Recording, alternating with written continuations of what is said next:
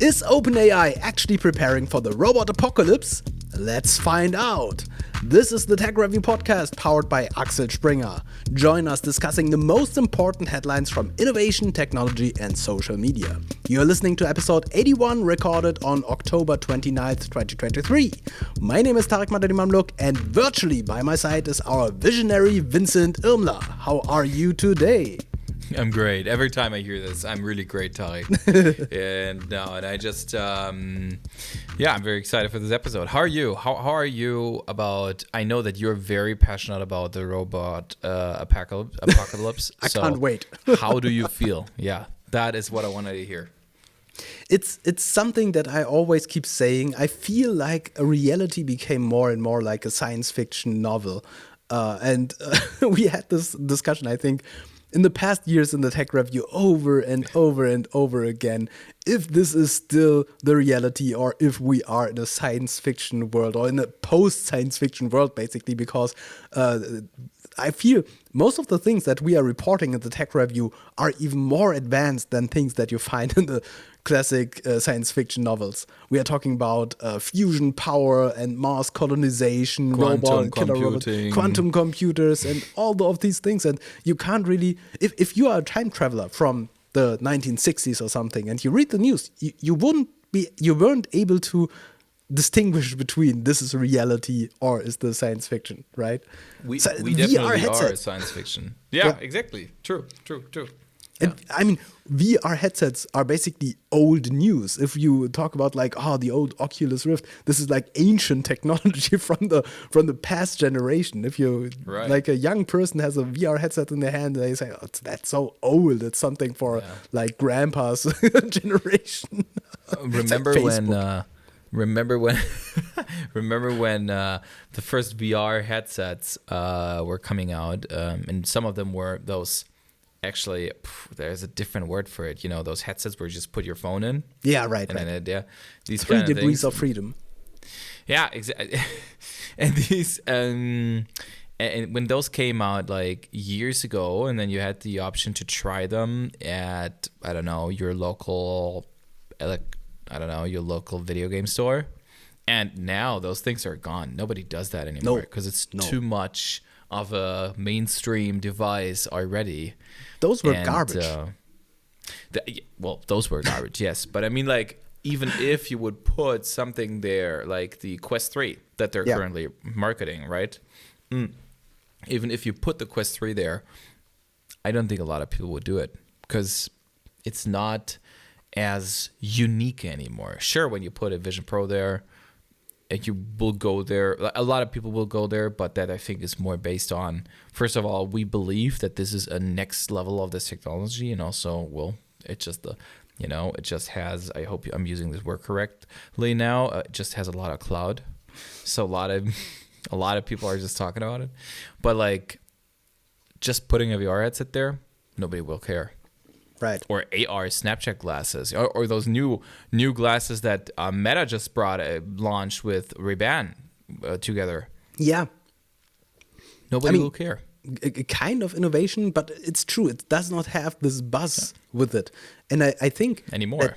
That Apple is going to bring back the excitement about VR. Not necessarily next year, because nobody's going to be able to afford these headsets.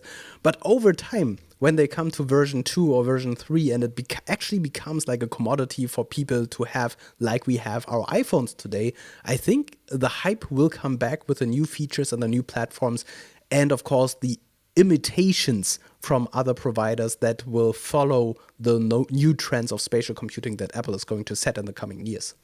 Yeah, absolutely. Talking about generations, Tarek, tell us about Pathfinder 1. That is a great segue. And now, this. Oh, we didn't do this last time. That's funny. Yeah, I just spontaneously decided, because we are going to the short news. And before we get to the main story today, let's talk about some new innovation like the Hindenburg. This was what I was thinking about. Because it's kind of like VR headsets, right? It's like Oculus. Yeah. Wasn't it made by Oculus? The original Okay, what do you mean? The Hindenburg. The But Hindenburg, we probably it's should old not tech. joke about this any longer. No. Okay, but in all seriousness, IEEE Spectrum reports that Google founder's Airship, Google founder being Sergey Brin, and his Airship Pathfinder 1 gets the FAA clearance. And picture this, you're stuck in traffic on the 101 highway in Mountain View, California, and your gaze shifts skywards and witness something extraordinary. What you're seeing is the Google co-founder Sergey Brin's ambition creation, the Pathfinder 1 Airship, and this one soaring high into the heavens. And I make fun of it because I call it the Hindenburg. The thing is, it looks like one of those all old blips. In Germany, we say Zeppelin. In English, I think you say blip.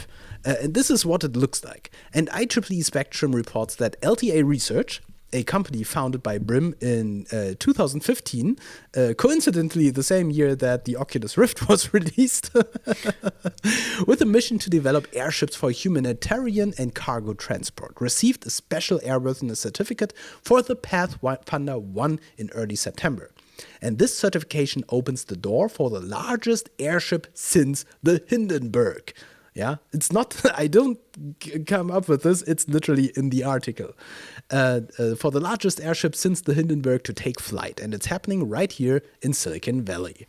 With this certificate, Pathfinder 1 can embark on flight tests within the boundaries of Moffett Field and the Palo Alto Airport's airspace, reaching heights of up to 1,500 feet.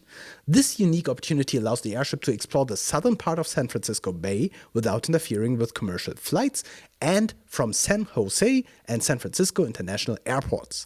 And the purpose of Pathfinder 1's experimental flight test program is to establish its flight envelope, and it will follow a careful build-up approach. The process begins with outdoor ground testing while tethering to a mobile mast, followed by approximately 25 low-level flights totaling 50 hours of flight time. LTA's ultimate vision is to employ these airships for humanitarian missions, delivering vital cargo and personnel to remote areas that are otherwise inaccessible. It's a venture with a noble cause, echoing Brin's commitment to humanitarian efforts. And the most important question that everybody is probably going to ask is, will this thing light up like the Hindenburg? And the answer is no, because the Hindenburg needed to be fueled with hydrogen, because hydrogen was the only light gas that was capable to carry this huge thing. And the special thing about this new technology, the Pathfinder 1, is that it's constructed so lightweight. This whole construct is so lightweight that it can be filled with helium. Helium is not as light as hydrogen, but it is sufficient to carry this very, very light structure. And helium does not burn. And that's why this thing is not going to explode like the Hindenburg. I just think that this is crazy, honestly. And also, I don't know why they are so, I mean, this is so, how do you say that? I want to say that I think it's really old school that they're talking about launching this from like, no, I mean launching this from like an airport, because why would you launch it from an airport? Who cares? It can just land and, go. It's not like a plane, and it's not like a helicopter. It just floats down. I don't know, drop off the, I don't know, whatever it is. Right now I'm thinking about humanitarian kind of things they need. I don't know, say somewhere in the, I don't know, Middle America, South America, somewhere, remote locations in the jungle, I don't know, a research team, whatever. Anyways, they drop that and you just float away again. So I wonder why launching it from an airport. Then again, it is kind of huge. So who knows? Yeah. It's a cool thing. I really want to fly with it. Tarek, if you make a stop on their way, I mean, you had a few on their list already. Maybe, right. Program one more in your Uber app and, go there, please. I would love to see that. But I'm Pretty actually cool. going. I'm actually going to pass Silicon Valley, so it might be that I see. I have no idea. I mean, the picture shows it's somewhere in a hangar, so I'm not going to see it. But if for some reason it's exactly doing a flight, test flight while I'm passing, I'm going to make a photo, of course. I mean, it's 50 hours of flight, Tarek. Right. You have the chance. I don't know if they're doing it this quickly, because first they have to do the poll thing. Yeah, right. Probably not. All right. Well, the next short comes from me. It's about proxies and Google, and it's about Anthropic, something that I think we heard about some episodes ago, being backed with a lot of money. And this article comes from TechCrunch. It reads that today we're entering the epicenter of the AI proxy war, where tech giants are making massive moves that could reshape the industry. Google, one of the most formidable players, is reportedly investing a staggering $2 billion in Anthropic, an AI powerhouse. Yes, it is $2 billion. You heard that right. The colossal investment is akin to a chess move in a high-stake game of artificial intelligence. Google, not wanting to fall behind in this AI race, joins the likes of Microsoft and Amazon in investing big bucks to secure their foothold in the AI domain. And I think we all can agree, Google, you guys, you need that. You should really do that. The specifics of this funding deal are still under wraps. But Source City by the Wall Street Journal mentioned an initial $500 million with the possibility of an additional $1.5 billion later on. What these funds mean for the future of Anthropic in the AI landscape remains to be seen. Microsoft previously made a massive investment in OpenAI, signaling, we all know about that, right? That the new era is about to start. Amazon also pledged $4 billion into Anthropic already, showcasing the fierce competition between the tech giants. Anthropic is a standout in this arena, and it plans involving raising staggering $5 billion to compete head-to-head with OpenAI. It's their approach focuses on being an enterprise product, catering to the corporate world needs for transparency and safety. So Anthropic, summarized in I think one sentence, is doing a very conscious kind of LLM that also deals with liability and in the end, as we just heard, is a B2B producer. I'm really excited to see that because I think, so in my understanding currently, like how we are treating LLMs right now, it is computing power times the amount of time you had to train. So it's a numbers game and a time game. And I think that they're all late to the party because OpenAI is just training around the clock with the powerhouse of Microsoft behind it that is producing their own chips to work with LLMs that have their own Azure cloud, which is not amazing in terms of they're not the biggest. AWS, it's much bigger, but they have the technology connected to it. And they're training around the clock already. And they have been training around the clock. So... and they have much more experience because there are much more models already in the past. So what I want to say is I think good luck with Anthropic. Currently, I don't see any reason why they would be better because I think Bart just showed us that, it's not that great. But we'll see. Yeah, I don't agree. I don't think that it is this one-dimensional because it's not only the time that you are training your models and the results is then the most amazing neural network that you are having, because it strongly depends on the data you are training it on and the algorithm. And so I think OpenAI, they were the first ones on the market and they are the trendsetters, of course. But now all the other players are competing with this number one. And the thing that everyone needs to be able to compete is the money to actually do what you think is best. And there, Microsoft came in and supported OpenAI with a big investment. And I think now with this heavy investment from Amazon, from Amazon, I think this gives Anthropic this boost to be able to compete.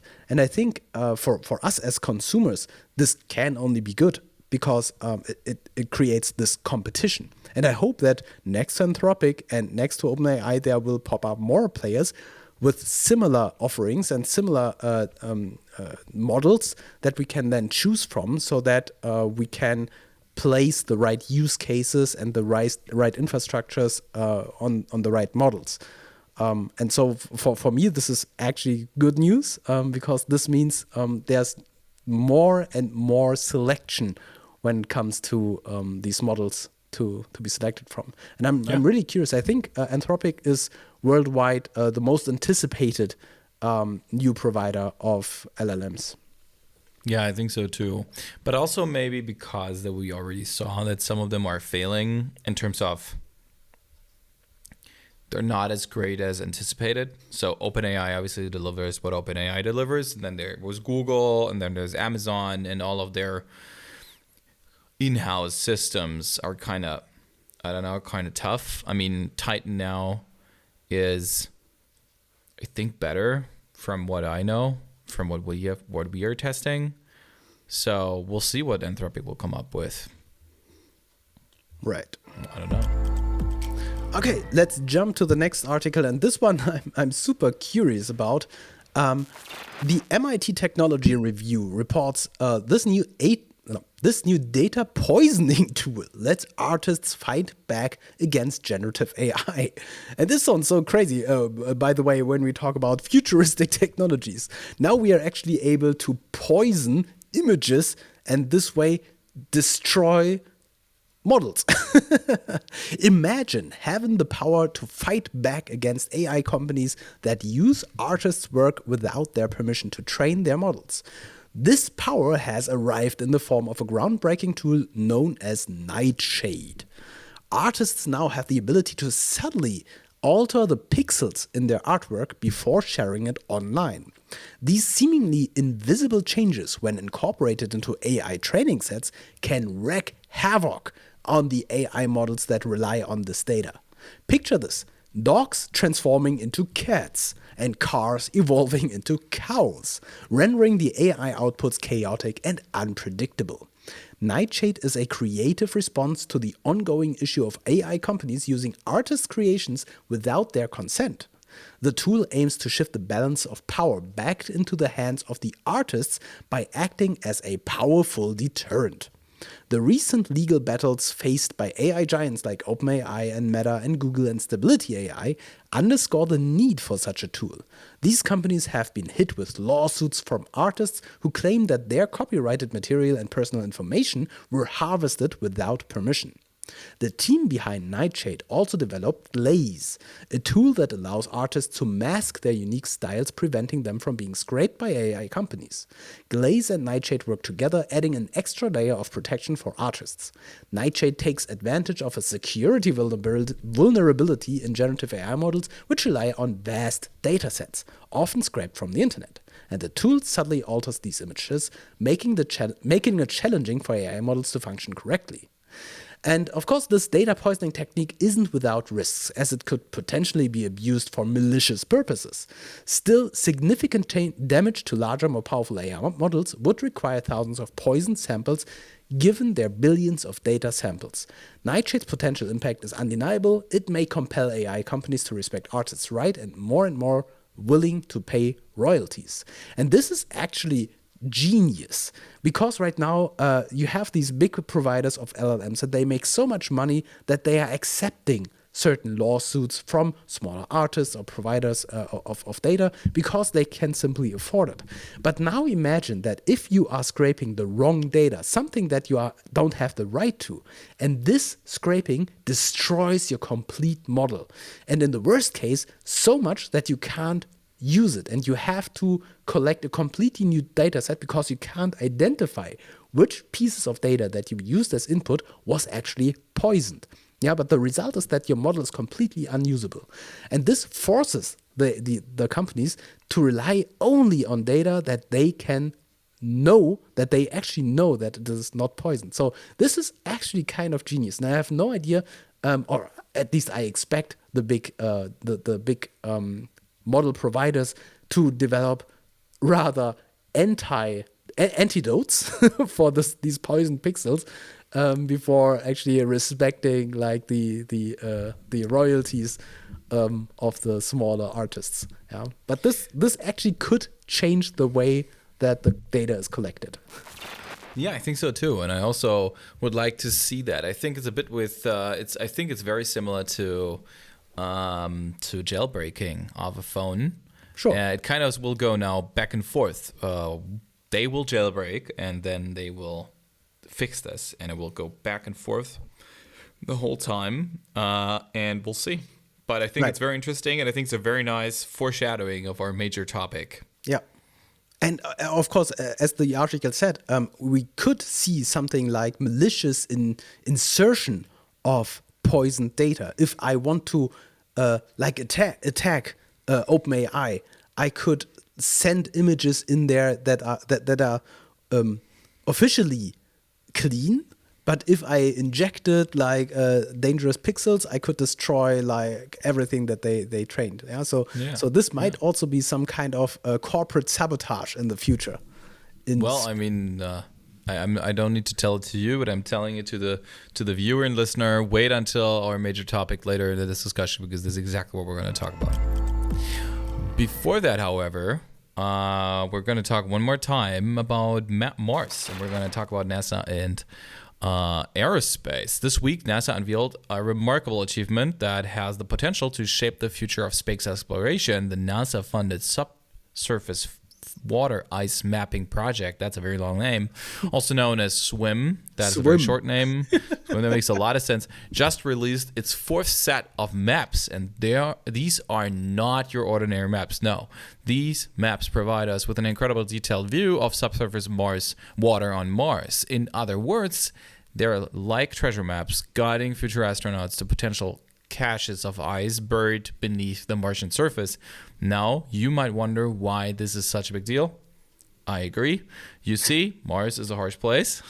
And one of the keys of future exploration is water on Mars. And the new SWIM maps are made possible by data collected by NASA Mars Renaissance Orbiter, Mars Odyssey, and the Mars Global Surveyor.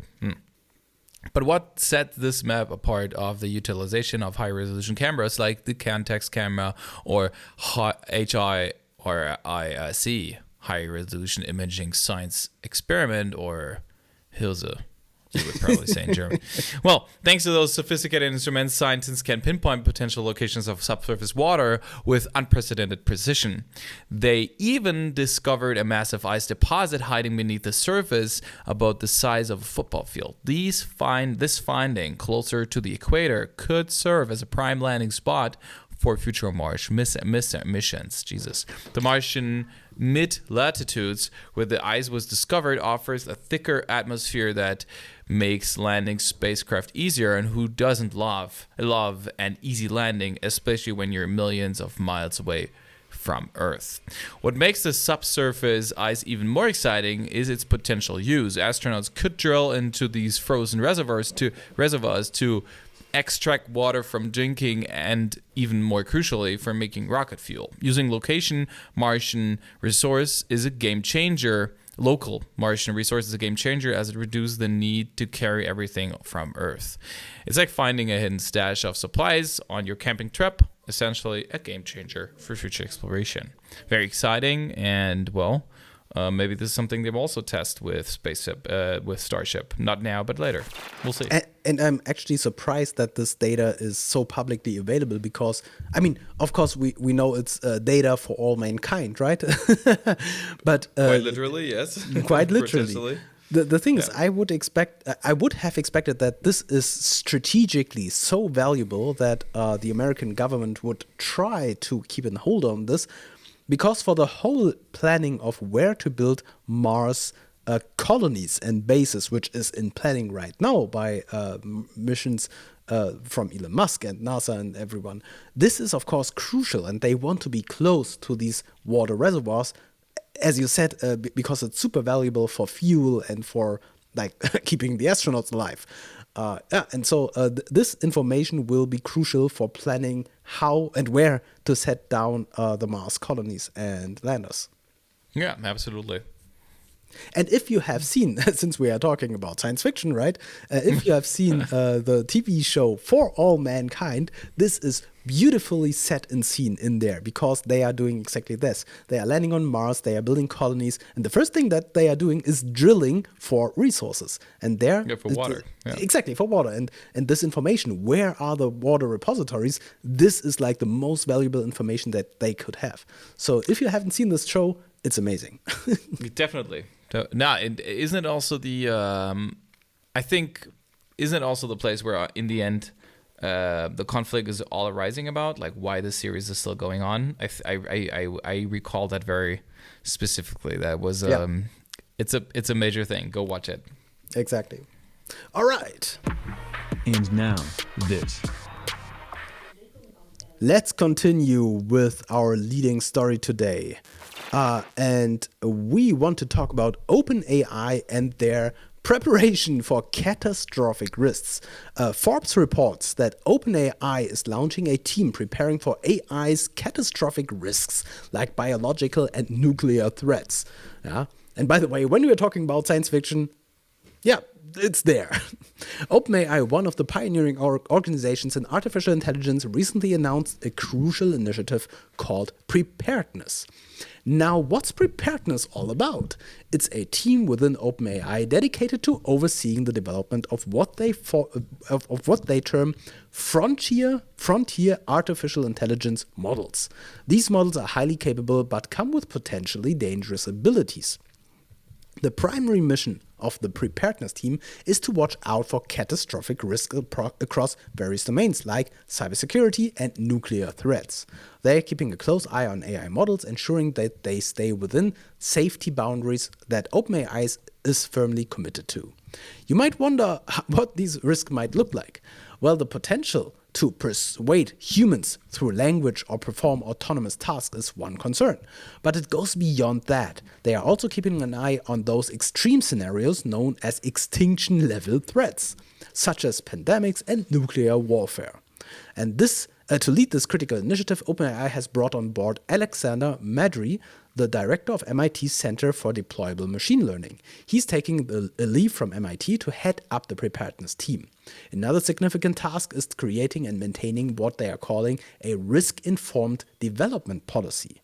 This policy will provide guidelines on how OpenAI should handle risks as AI models advance, moving closer to an artificial general intelligence. OpenAI is determined to take a comprehensive approach to AI safety. They are also reaching out to the wider community, hosting a challenge for people outside the company to send in their ideas on how AI could be misused, leading to real-world harm. And I really love this because people keep asking me about the robot apocalypse and if the AI that we are developing today is going to be harmful and kill us all with killer drones and warfare robots, or simply like nuclear annihilation, because as we all know from documentations like the Terminator, as soon as ChatGPT takes over like the internet and the nuclear missiles, the humanity is going to be wiped out. And always it's the same thing. No, it's just language models. It's just a tool. We won't suffer from that.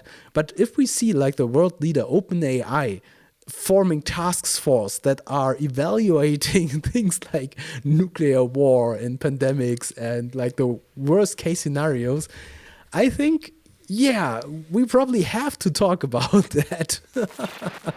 I agree with you, but now thinking back on article number 3 of the short articles we just discussed, sending in your ideas for what could harm the AI model in a bad way, obviously. Sounds a bit like send in how you would poison our model. So My question is, this tool definitely, or this team is definitely developing tools to make sure that we don't see AI replicating itself and developing and learning from itself faster and faster and faster. Agreed. But could this team also be responsible for exactly what just discussed, that the model is not harmed in any way, because who knows what will happen. But obviously, a nice side effect is we don't have to worry about it and can scrape and use content for developing the model further. Yeah. But probably this is exactly the question that they will ask themselves. But I think it's a genius move to say, send us your scenarios, because we know the community out there, those are the people who come up within like a day of 100 ways how to misuse a new technology. And I love this running gag of that Apple is having this paragraph in the terms of service of their iPhones and iPods and everything, where they say something like, it is forbidden to use our technology for terrorist attacks or nuclear warfare or something like that. And I think like, yeah, because that's exactly why I bought this iPod. Because I plan to use it in like nuclear warfare. I don't know. Yeah, in fact, this is exactly what happens. So they have this cool chatbot that is doing summarizations for me. And like 5 minutes after release, people start creating phishing emails and social engineering. And I don't know, probably like an automated hack for nuclear silos. So, Tarek, my big question for you is, will you participate in the challenge? I mean, the top 10, as I read, are going to be selected to be part of the team and will grant $25,000. So it's a great idea. I mean, probably I'm going to try, right? I hope that this is not something like a covert way to find like the most potent terrorists or something. Like, oh, did you read what this person was writing? Please send the FBI like immediately. He seems very creative. We should probably talk to him with law enforcement. Yeah, this sounds really scary. We have to remove this person.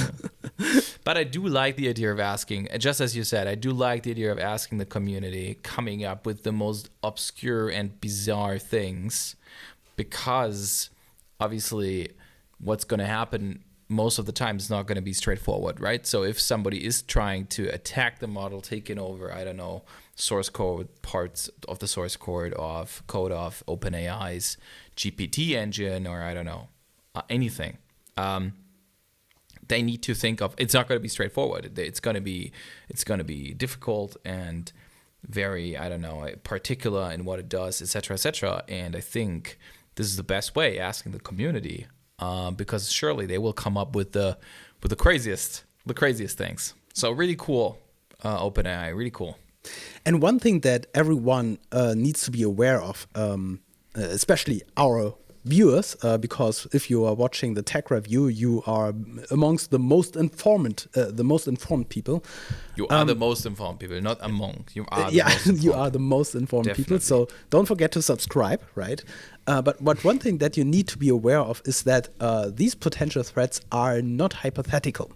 And we are closer to this as you might think, because right now, most of us are simply using ChatGPT or one of these models to manipulate text. It's a large language model. But the truth is that we are past this point where we grant access to these AIs to computers and the internet, starting from information retrieval, like automatically access Google and doing like research by its own, but also controlling a computer. We are having code generators, large language models that are generating computer code and also executing this. And this is the big change. The one thing is having an assistant writing text or code for you as an assisting system. The other thing is granting autonomy for utilization of a CPU, for example. And this means not necessarily having a robot programming itself, even though this is also happening, by the way, but simply having a computer running by itself, programming itself, and doing things on the internet. And this means giving access to an unlimited amount of data, an unlimited amount of systems. And since we know these AI systems are capable of exploring and exploiting security vulnerabilities, and we are at the plot of a lot of science fiction movies where an AI is starting doing malicious things. And don't get me wrong, I'm not saying this is exactly what the AI is going to do, but we are already at this point where we are, for research purposes, granting access to these critical resources to this AI that we are not fully able to understand. And that's why, even though it sounds so crazy, this approach of OpenAI is super, super important at this point of time, where we are starting to play around, right? And it's the Matrix, and it's the Terminator movie, and it's Blade Runner, and it's everywhere where the sci-fi world is starting, or this dystopian future is starting with people are celebrating the rise of AI and granting it unlimited access to the internet. It's always starting like this. Tarek, I can just underline what you just said. I think a great term that puts all of this together into perspective is this term of, the term that was used on their website is frontier AI. And I think frontier AI really says it all. I mean, it is on the frontier. We don't know what's beyond that frontier. But it's not a border that we don't cross. It's a frontier, and a frontier is ever moving. So it will eventually incorporate what, I don't know, a year ago we thought would be in front of the frontier. It's now part of it. Yes. So I think frontier AI is a great word to summarize the dangers and the, I don't know, exoticnicity. Is that a word even? The exoticness of what could come. And I think it's a great term, and I agree with you. Yeah, and to be honest, 1 year ago, pretty much 1 year ago, ChatGPT was launched, and or the GPT 3.5 model was being released to the general public. And before that, we did not know, even though we were aware there is such a thing as large language model, and it's possible, it's powerful, but we were not aware of this degree of disruption that would happen in 2023. And that's why I'm not even daring to imagine 1 year from now, like in November 2024, on the TechReview podcast, what are we going to discuss there? Will it be like blimps in the sky of California? Or will this be like old news and we are talking about the robot apocalypse? Like probably we're going to look back and say, well, remember this thing 1 year ago? Yeah. Damn. Remember the good old times when people were fighting people in Israel and Ukraine. Those were the good old times. Today, where everyone is hunted down by like autonomous drones. Definitely old times. Yeah. All right. That's it for today. Thanks for tuning into the Tech Review podcast. We hope you enjoyed today's episode and found it both entertaining and informative. If you liked what you heard, don't forget to subscribe, rate, and leave us a review on your favorite podcast platform. Your feedback is the most important metric for us. And remember, the conversation doesn't end here. Write us a comment on YouTube. We'd love to hear your thoughts, suggestions, and ideas for future episodes. Until next time, keep exploring, stay curious, and keep being awesome. We'll catch you in the next episode. Bye.